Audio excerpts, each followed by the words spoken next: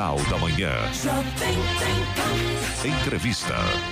Muito bem, nosso entrevistado hoje é o deputado federal pelo PSDB, Eduardo Cury. Deputado, bom dia, seja bem-vindo mais uma vez ao microfone do Jornal da Manhã da Rádio Jovem Pan, São José dos Campos. Oi, Clemente, bom dia a você, bom dia Giovana, bom dia Sena, bom dia Eloy, bom dia a todos os amigos da Jovem Pan. Deputado, eu recordo agora da época que você era prefeito por 2 mandatos em São José dos Campos, de repente acordava com greve de ônibus. Dá uma dor de cabeça, dá um transtorno geral no município, né? Lógico. Fico imaginando como é que está o Anderson hoje, o prefeito Anderson, que está aí pela primeira vez sofrendo uma greve aí no seu mandato como prefeito, né? A greve em serviço essencial é muito grave e eu vejo com muita preocupação. Deixar claro, é legítimo que qualquer empregado, qualquer servidor, qualquer colaborador busque melhores salários e tenha o direito de fazer a greve, e principalmente com essa inflação enorme que nós vivemos nos últimos meses aqui no Brasil. Não só no Brasil, no mundo todo teve inflação. Mas eu pessoalmente sou contra em paralisação do serviço essencial. O que é serviço essencial? Onde a grande maioria da população não tem uma alternativa, tá? Então, um exemplo que eu dou. Você tem 2 negócios, vamos lá, 2 supermercados. Um supermercado está pagando melhor o funcionário, o outro está pagando menos, tá? O vizinho. É natural que você faça uma greve, tá certo? Olha, não quero trabalhar, uma greve. E aí é o seguinte, só que o consumidor tem opção, né? Se está uma greve aqui, você compra no outro, isso vai forçar aquele supermercado a avaliar. Eu vou valorizar meu funcionário, não vou valorizar meu funcionário, tudo bem. Serviço essencial, o cidadão não tem opção. Sou contra, por exemplo, greve de policial, greve de onde o caos que saúde, onde o caos que você propicia, você acaba causando é danoso demais para a população. Ou seja, para a saúde, por exemplo, como é que as pessoas vão fazer? Tem gente que pode morrer por falta de saúde e tal. Então, eu pessoalmente sou contra greves de serviços essenciais. Existem outras formas mais inteligentes de você buscar os seus direitos, ou uma coisa é um direito. Um direito, o que é um direito? Um direito, se estiver não pagando o salário, tá certo? Aí não tem jeito, se não estão te pagando o salário, você tem que parar de trabalhar mesmo, né? Mesmo em local essencial. Eu pessoalmente reconheço, nos serviços essenciais, a paralisação quando você não paga, né? Ou seja, atrasa o pagamento e tudo mais, aí ele tem o direito de parar. Veja bem, é uma relação, ninguém foi obrigado a montar essa relação, ninguém foi obrigado a trabalhar, quer seja numa empresa, quer seja concurso público e tudo mais. Se você fez uma opção, né? A contrapartida de quem te contrata é pagar o seu salário em dia. Então, se você não paga o seu salário em dia, eu reconheço que mesmo em serviço essencial você tem o direito de paralisar. Mas não é o caso, o salário, pelo menos que eu não tô por dentro dos detalhes, mas não é o caso. Então, eu acho que ninguém tá, porque foi tão de surpresa que ninguém sabe realmente o que estão esperamos pleiteando. Parece que é um problema, né, Giovana? O secretário de Mobilidade, Paulo Guimarães, falou que greve em Jacareí, em outra cidade, não me lembro aí. Taubaté também, Clemente. Taubaté, né? E isso acabou afetando os eu sempre fui crítico, eu acho uma atitude burra quando você tem uma estratégia legítima de buscar alguma coisa e você, para fazer isso, atinge uma pessoa inocente que não tem nada a ver com a coisa. É o caso do transporte. Deputado, outra coisa, para dar o gancho aí, falando aqui de funcionário e tal, de greve, estava vendo hoje pela manhã a Jovem Pan na rede nacional, e um deputado falando sobre o fundo de garantia, de brigar para que o funcionário receba antes o seu fundo de garantia. Me lembrei de você. Será que estão roubando aí a ideia do deputado Cury? Vira e mexe, eles tentam roubar a minha ideia. Roubar de maneira de dizer, uma brincadeira. Foi expressão, porque, evidentemente, né? Tem que tomar cuidado hoje, falar roubar, pensando que vão aí cancelar a gente, não nada a ver roubar. Força de expressão. Estão pegando uma ideia dele e tentando implantar. Na verdade, quando você protocola um projeto, se existe outro igual, vale aquele primeiro. Ou seja, você é pensado, o seu projeto também seria aprovado junto, mas o nome do projeto principal é do autor original. No caso, esse projeto, eu sou autor original de alguns anos atrás, e que é o Fundo de Garantia, explicando, eu já comentei alguns anos atrás aqui, faço questão de explicar de novo, porque às vezes gera uma confusão. O meu projeto... o seu primeiro mandato como deputado. Exatamente. Né? Ele prevê que todo trabalhador tem o direito de optar em receber o seu fundo de garantia junto com o próprio salário mensalmente. Meu projeto não acaba com o fundo de garantia. O fundo de garantia permanece. Cada funcionário opta, fala assim, olha, eu quero continuar que o governo depositando uma conta e o governo tome conta, né? Pagando aquela merreca de recorreção do fundo de garantia. Ou não, deposita na minha conta e eu vou fazer a aplicação do meu fundo de garantia, eu vou fazer o que eu quiser com o meu dinheiro. O meu projeto prevê a segunda alternativa. Ele é depositado mensalmente, os 8% junto com o salário, e o empregado faz o que quiser com o seu próprio dinheiro. É isso, meu projeto é esse. O governo, de tempos em tempos, pega um pedaço do meu projeto, libera pra alguns meses para algumas pessoas, geralmente quando tem uma crise, mas o meu projeto é de forma permanente. Eu fico imaginando aqui, falou essa merreca, né? É uma merreca é a correção. Que faz a correção. Mas faz uma diferença, né? Quando o funcionário sai da empresa, que quer queira que não, é um direito que ele conquistou, né? E que realmente tem que ser preservado, né, deputado? Desculpa, quando eu falei merreca, eu estou falando a percentual da correção, não o valor do Fundo de Garantia. O Fundo de Garantia é um bom valor, excelente. Merreca, eu estou dizendo o seguinte, às vezes a correção da poupança não corrige, por exemplo, nesse momento não está corrigindo nem de longe a inflação. Sim. Então, na verdade, o seu dinheiro, quem está me ouvindo aqui, o seu dinheiro do Fundo de Garantia está diminuindo o tamanho.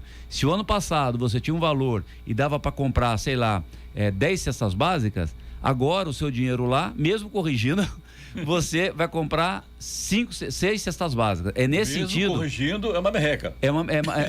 Então, porque se você depositasse na conta do empregado, o cidadão é muito mais inteligente. Ele vai fazer a destinação desse recurso de um jeito que ele seja mais protegido. Deputado, aproveitando o gancho aqui, fico imaginando a sua cabeça em Brasília hoje, com esse problema que hoje aí do João Dória, que ganhou as prévias para concorrer à presidência, mudou tudo, puxar no tapete dele, e agora parece que o Aécio está voltando aí ao protagonismo da política nacional no PSDB. Como é que está Brasília, a pressão em cima dos deputados? Não, em cima da gente não há pressão. Na verdade, não houve assim. Mas há um descontentamento. Agora não, teve no começo, agora não.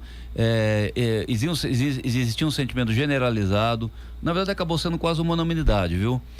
Entre todos os deputados e candidatos a governadores, senadores que iam ser candidatos a essa eleição ao mesmo mandato, entendiam que a candidatura do João Dória, na verdade, pelas poucas chances que teriam, ia, na verdade, não ia ajudar no processo.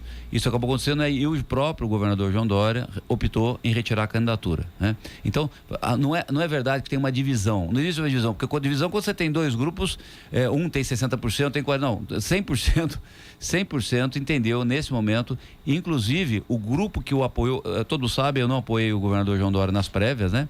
Eu achei que existia candidatura com mais chance do que a dele, nada pessoalmente contra ele, mas eu entendi que outras candidaturas. E o que aconteceu nos últimos dias, o próprio grupo que o apoiou nas prévias conversou com ele, entendeu que era melhor ele retirar. Então não houve não existiam dois grupos. Quando você tem dois pensamentos, não existia. Era o João Dória com pensamento e todo o resto do partido achando que ele deveria retirar. Ele acabou retirando a candidatura. Não, o Aécio só vocalizou uma ideia. Tinha a briga dele com o João Dória lá de trás, mas não, ele na verdade vocalizou. O Aécio é uma pessoa que fala muito bem na mídia, adora na mídia, né? A mídia gosta de dar microfone para ele, mas na verdade o pensamento do Aécio também não é majoritário no partido. Então hoje tem duas correntes, mas não há briga, não há briga. Nós devemos tomar uma decisão o partido deve tomar uma decisão nos próximos 7, 10 dias. As duas opções são bastante claras. Apoio, uma coligação com a Simone Tebet, sendo ela candidata cabeça de chapa, e talvez o PSDB indicando o vice, tá certo? Essa possibilidade já foi oferecida, ou seja, não é que o PSDB está lutando para ser vice, já foi colocado. O PSDB está avaliando se apoia a Simone Tebet indicando o vice ou lança candidato próprio, e aí você tem alguns nomes, dentre eles o mais cotado é o do Tasso Gereissati, ex-governador do Ceará, mas ele não é uma possibilidade, na minha opinião, menos remota, porque ele não está com esse desejo de ser candidato, pelo menos ele está avaliando, mas isso vai ser definido claramente só no 7º dia e não há briga nesse momento. Nós estamos absolutamente... acabou a briga. E nessa história, deputado, como é que fica o Eduardo Leite? Que quem... Não, acho muito difícil. Até então indicava Eduardo Leite, o governador do Rio Grande do Sul, e de repente botaram a Simone Tebet, que também não está decolando, né? Essa é a grande realidade. Olha, é difícil, voltando, o Eduardo Leite eu acho muito difícil, porque como ele perdeu a prévia, eu pessoalmente, todos sabem, eu não apoiei o João Dória na prévia, eu apoiei o Eduardo Leite. Então, eu acho que não é uma boa indicação você pegar um candidato que perdeu a prévia e lançar agora, né?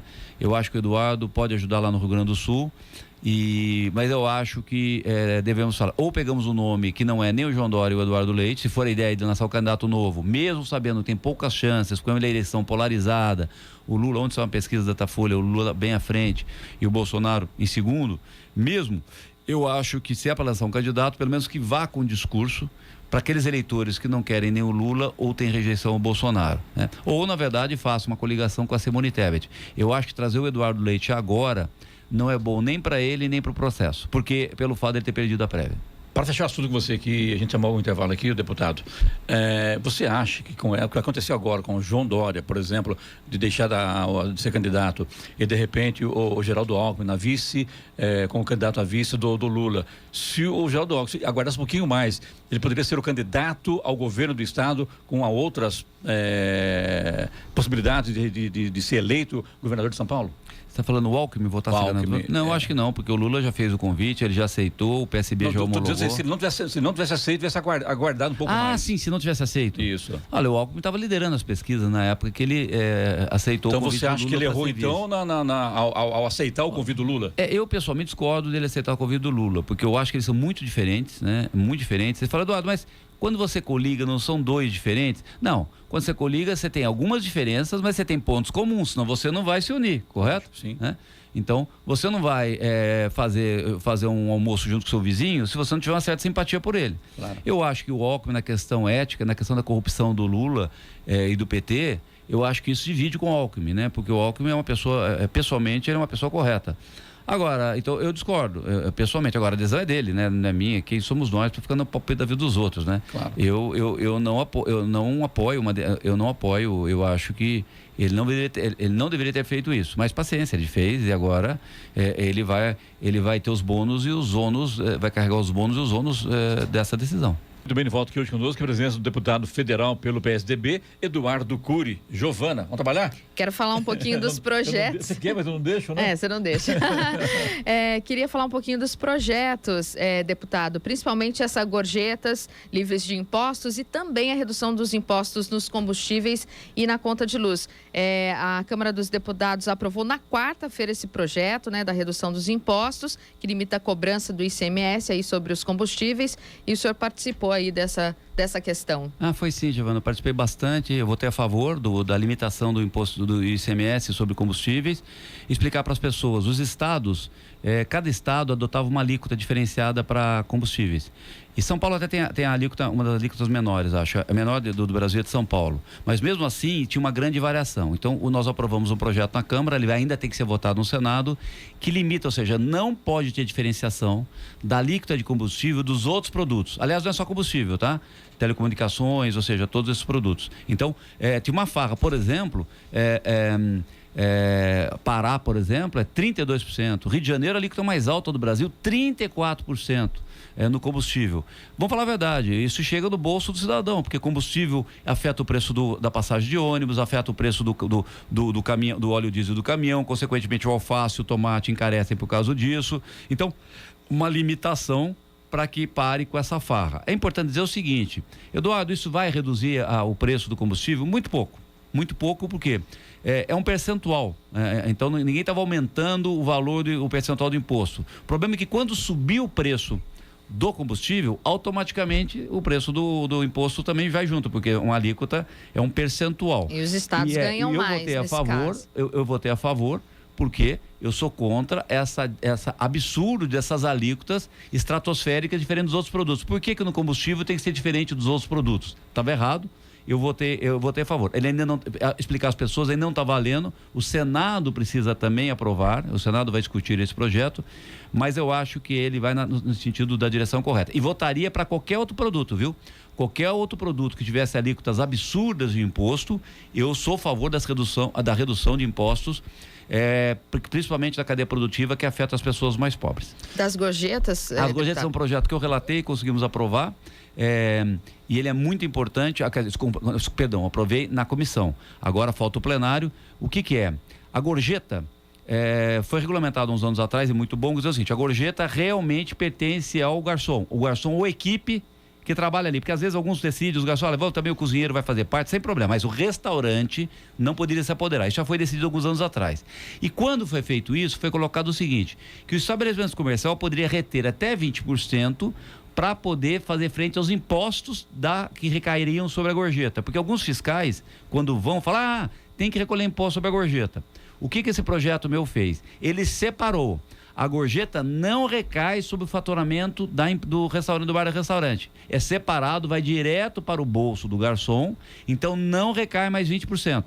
Com isso, pode aumentar em até 20% a receita do garçom, né? Porque a gorjeta vai integralmente para ele sem retenção de impostos, e não cria, e o restaurante não perde nada, porque ele era obrigado a ter a burocracia de declarar, preencher guias, e ele poderia inclusive mudar da classificação de estar na microempresa para o simples ou para a pequena empresa, sem que tivesse aumentado o faturamento dele, só pela administração que teria que fazer da gorjeta. Então, ficou claro no meu projeto que gorjeta pertence aos funcionários, aos garçons e equipe, e não vai mais recair enquadramento de imposto. Então, ele não é incluído no faturamento do estabelecimento comercial. Por que esse projeto é importante? Deixa claro, tira o imposto onde não deveria ter, e segundo, vamos lembrar, os bares e restaurantes foram os mais afetados durante a pandemia. Teve gente que ainda retomou o trabalho, muitos fecharam, outros retomaram o trabalho e não conseguiram ainda nem dinheiro para pagar a dívida que contraíram durante o período da pandemia. Não é que fecharam, muitos faliram, inclusive. Faliram, exatamente. Uma coisa muito dolorosa que aconteceu com todos eles, e eu votei vários projetos de apoio. Esse apoio demorou muito para chegar, vamos falar a verdade, demorou para chegar aos bares e restaurantes. Muitos estão funcionando de maneira precária, com dívidas bancárias, dívidas de impostos. Não tem sentido eu recolher imposto sobre uma coisa que nunca vai entrar no bolso dele, que na verdade é um dinheiro do garçom. E diga-se passagem, a gorjeta não é obrigatória a pagar. Aí o que acontece? Aí chega um fiscal e fala assim, olha, por que tem pouca gorjeta aqui? Ele fala, não, porque não tem pouca gorjeta porque o cliente não quis pagar. Ah, não, é sonegação, eu vou recolher, vai ter 20% de multa sobre isso. Então, para acabar com isso, o meu projeto diz o seguinte, não recai imposto sobre gorjeta, não há imposto sobre a gorjeta em cima do restaurante. E o dinheiro vai direto para os garçons, sem nenhum imposto. Na CCJ foi aprovado já. Já foi aprovado, e agora no plenário. Mas como eu consegui convencer todos os partidos a me apoiar, ele foi aprovado por unanimidade, inclusive da oposição, que vota contra quase tudo. Então, eu acho que eu não vou ter problema no plenário agora, porque os líderes já tinham me dado apoio na CCJ, que é a comissão mais importante da Câmara. Deputado, para encerrar com o senhor aqui, eu ouço direto ao presidente falando sobre a não possibilidade de interferência dele na Petrobras. Se fala agora em ICMS, preço de combustível, óleo diesel, enfim, a coisa é complicadíssima no Brasil. E a Petrobras teve aí um lucro de 44 bilhões de reais. Ou seja, e o governo diz que não pode interferir. Mas ele não pode interferir, mas ele troca o presidente a cada 2, 3 meses, está trocando o presidente da Petrobras. Por que ele não pode interferir? Por que até agora não mudaram essa lei, deputado? Porque, na verdade, ele está fazendo do jeito errado, né? Lá é uma empresa, ela não é 100% estatal. O governo, o Brasil resolveu que também tinha um outro acionista. É o maior acionista da Petrobras. É o maior acionista, mas você não pode, ser o maior acionista, decidir tudo, porque senão você prejudica o menor acionista. Você quer interferir, você faz o seguinte, como fez agora a Inglaterra. Você coloca o imposto, vamos lá, houve um lucro excessivo não, absurdo na Petrobras, né? Excessivo ou não. Então, o que você faz? Você, para estabilizar os preços ou para compensar as pessoas mais pobres que estão tendo pagado mais pelo combustível, pela passagem de ônibus por causa do combustível, eu gosto do modelo em inglês, né? Você não intervém na empresa e você aumenta os impostos sobre o lucro dela. Vai lá e fala assim, olha, esse lucro é extraordinário, não foi fruto do mérito da empresa, a empresa não fez nada para ter esse lucro extraordinário, por quê? Isso que está acontecendo porque teve uma guerra lá do outro lado do mundo, na Ucrânia versus a Rússia, então parte do seu lucro aumenta. Esse eu aumento momentaneamente o imposto de renda especificamente para sua empresa, nesse negócio, e retém. Por que você não pode mexer? Porque senão você vai receber uma ação na justiça dos minoritários, falando, olha, eu comprei uma ação dessa empresa, né? Essa empresa não é 100% do governo. Se o governo quer interferir na empresa, ele tem que comprar 100% das ações da empresa. Você imagina assim, Clemente, o governo veio e compra 50% das ações aqui da Rádio Jovem Pan, vamos imaginar, tá certo? O governo não pode decidir qualquer coisa, porque você tem outras pessoas que acreditaram e compraram 50%. Outro sócio, tá claro? Outro sócio, o cara fala, olha, eu na verdade perdi dinheiro, eu comprei a ação da Petrobras e perdi dinheiro há 2, 3 anos atrás. Agora que eu estou ganhando, você vai interferir na empresa, então você está entendendo? Ela é uma empresa, ela não é um órgão do governo. O governo só tem parte das ações. Se o governo quer mandar 100% da empresa, ele tem que ter 100% das ações. Eduardo, mas ele é majoritário.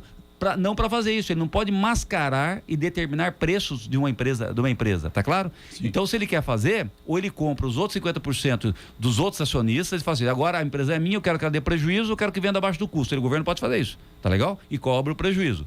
Como tem sócio, se o governo fizer isso, por que o presidente fala e na verdade acaba não fazendo? Porque ele sabe que não pode fazer. Então ele fala, ele vocaliza, troca o presidente e o novo presidente já diz o seguinte, que não vai mexer em nada. Porque ele não pode legalmente. Se ele fizer isso, ele vai para a cadeia. Porque ele tá causando prejuízos ao acionista minoritário. O cara comprou uma ação, acreditou.